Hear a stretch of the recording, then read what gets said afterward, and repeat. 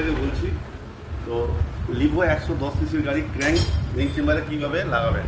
তো এই হচ্ছে ক্র্যাঙ্কের কুলার।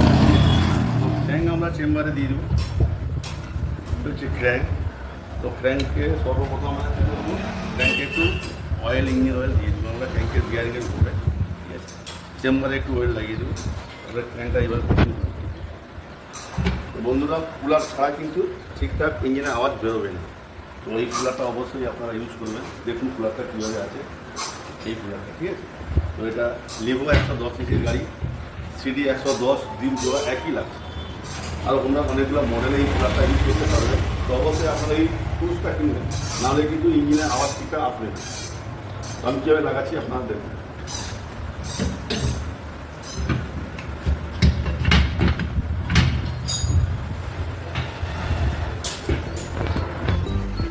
হ্যালো বন্ধুরা, এই ক্র্যাঙ্কের যে টুলসটা লাগাচ্ছি এবার দেখুন কীভাবে ক্র্যাঙ্কটা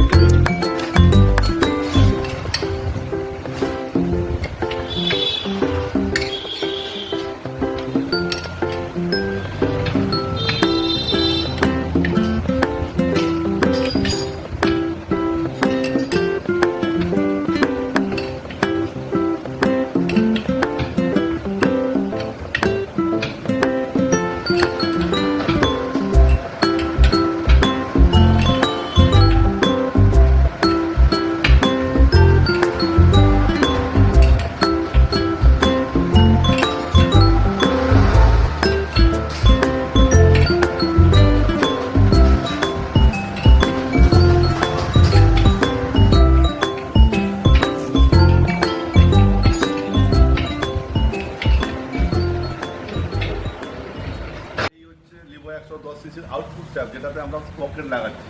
এটা হচ্ছে ইনপুট স্যাপ, যেটাতে আমরা ক্লাচের হাউজিং লাগাচ্ছি, ঠিক আছে। আমি কীভাবে ফিটিং করছি বন্ধুরা দেখুন।